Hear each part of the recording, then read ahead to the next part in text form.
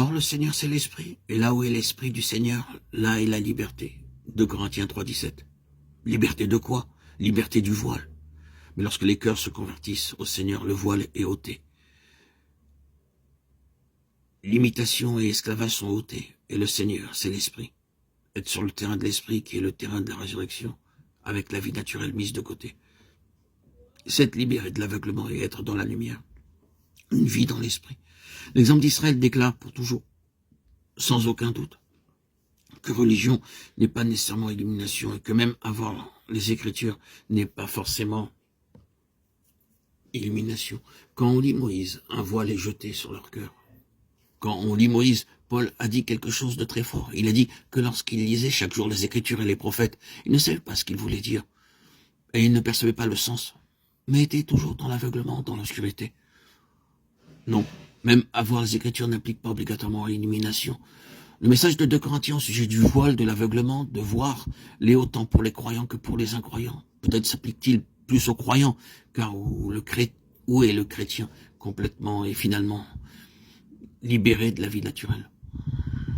Après tout, l'illumination est seulement une chose comparative, c'est-à-dire une question de plus ou moins.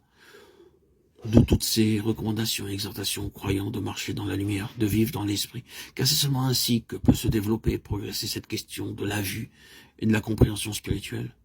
Une vie dans l'esprit est une autre façon de dire une vie sur le terrain de la résurrection. C'est ce que nous avons dit jusqu'ici, c'est que l'aveuglement qui s'étend sur toute la vie naturelle opère et a sa force dans le choix de l'acceptation ou non de cette vie. Il n'est pas nécessaire, ce n'est pas la volonté de Dieu. Le désir de Dieu est que nous demeurions dans la lumière, que nous voyions sa gloire, qu'il n'y ait pas du tout de voile. C'est son désir que le voile soit ôté. Mais une grande chose est nécessaire, à savoir que nous devons venir à cette Pâque, à cette mort, qui est la mort à la vie naturelle et qui introduit une vie entièrement nouvelle, une vie de l'esprit, où une nouvelle faculté, un nouveau pouvoir, une nouvelle capacité de voir sont créés.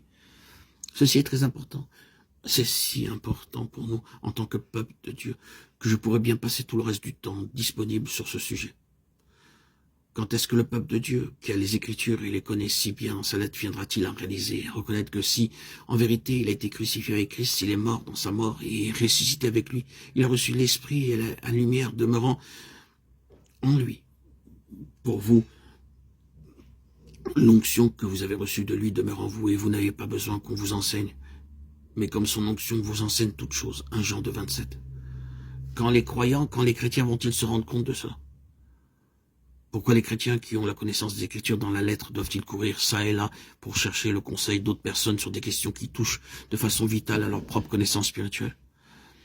Je ne veux pas dire qu'il soit mauvais de demander conseil, de savoir ce que d'autres enfants de Dieu qui ont de l'expérience pensent ou sentent sur une certaine question. Mais si nous allons construire nos positions sur leurs conclusions, nous sommes en grand danger.